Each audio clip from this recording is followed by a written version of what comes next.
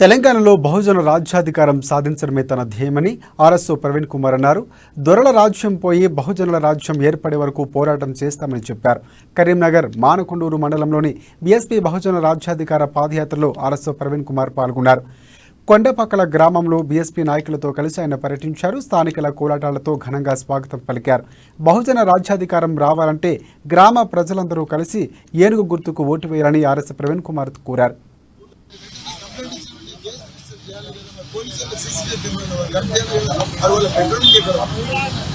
కేవలం అధికార పార్టీకి అవకాశం వస్తున్నారు. ఇదంతా కూడా కేవలం కుట్రపూరితంగా ప్రజల్లో బాగా దూసుకుపోతున్న బహుజన సమాజ్ పార్టీ మరి ఆపడం కోసం చేస్తున్నారు. దాని బిడ్డ మీరందరూ గుర్తుపెట్టుకోవాలి. ఒకసారి బహుజన సమాజ్ పార్టీ ఒక మహనీయుల సిద్ధాంతాల పునాది మీద నిర్మించబడ్డ పార్టీ. ఇలాంటి కుట్రగాలను లక్షల మంది చూసింది. మా మహేంద్ర కుమారి మాయావతి గారి ఏపీలో ఇటువంటి గుండెలను 1,00,000 మందిని